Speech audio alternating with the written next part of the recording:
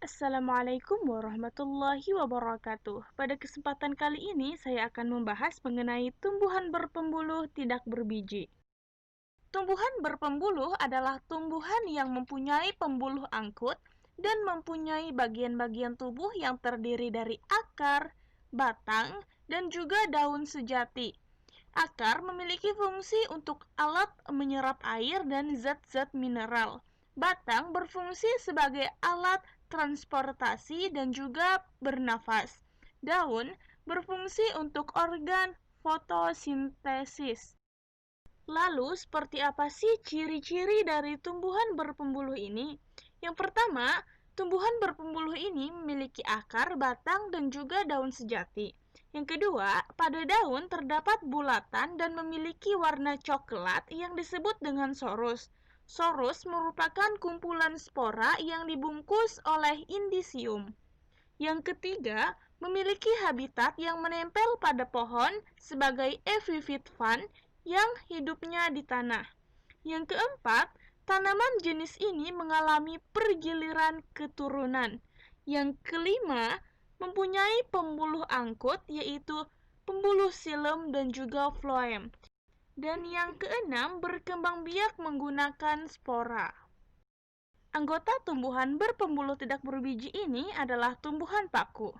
Tumbuhan paku sudah termasuk ke dalam tumbuhan kormus atau kormopita karena sudah memiliki akar, batang, dan daun yang jelas. Akar pada paku bersifat seperti serabut yang ujungnya dilindungi oleh kaliptra atau tudung akar. Batang pada sebagian besar paku tidak terlihat karena berada di dalam tanah dalam bentuk yang rimpang. Akan tetapi, ada pula yang memiliki batang di permukaan tanah yang bercabang. Contohnya adalah Chaetea. Akan saya bahas sedikit mengenai siklus hidup dari tumbuhan paku. Siklus hidup tumbuhan paku meliputi tahapan-tahapan. Yang pertama, spora yang berasal dari sporangium pada daun mengalami pematangan dengan mitosis. Kemudian berubah menjadi protalium atau protalus.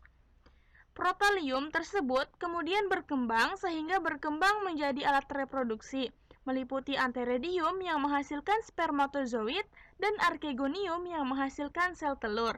Kemudian, sel telur dan spermatozoid bertemu sehingga terbentuk zigot.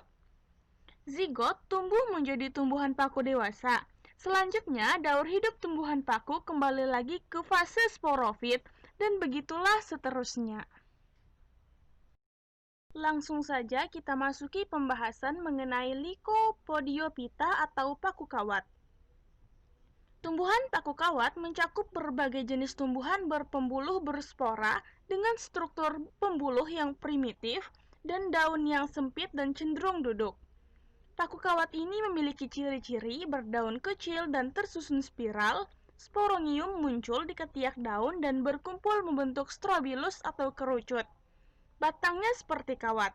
Paku kawat biasanya menempel di pohon atau hidup bebas di tanah.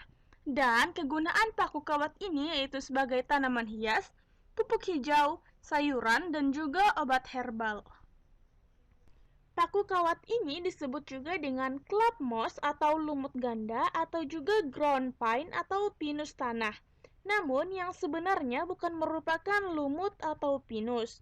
Lycopsida ini diperkirakan sudah ada pada masa Devonian dan tumbuh melimpah pada masa Carboniferous.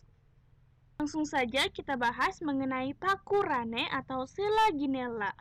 Paku rane adalah marga sekelompok tumbuhan berpembuluh yang merupakan satu-satunya anggota suku Selaginellaceae. Tumbuhan ini berkembang biak dengan spora bebas, sehingga dianggap sebagai bagian dari tumbuhan paku. Paku rane ini memiliki ciri-ciri daunnya kecil dan sederhana yang disebut dengan mikrofit, yang merupai sisik pipih dan duduk atau tidak bertangkai, serta heterosporik atau menghasilkan dua tipe spora yang berbeda ukurannya. Yang kedua, pertumbuhan cabang dan daun tidak berupa gulungan membuka seperti paku sejati. Paku Selaginella ini merupakan jenis tanaman sebagai obat herbal dan tidak cuma untuk menjadi obat herbal saja, Akan tetapi, Pacu selaginella juga memiliki khasiat mampu menjaga stamina serta keperkasaan jaringan organ vitalis secara alami. Karena Pacu selaginella ini memiliki manfaat yang sama dengan Titan gel yang memang difungsikan untuk vitalitas. Paku rane ini bisa ditemukan di sebagian besar di tanaman dasar hutan yang menyukai tempat-tempat yang lembab dan basah. Demikianlah pembahasan dari saya. Atas kekurangan dan kesalahannya mohon dimaafkan. Akhir kata, wabillahi taufiq wal hidayah. Wassalamualaikum warahmatullahi wabarakatuh.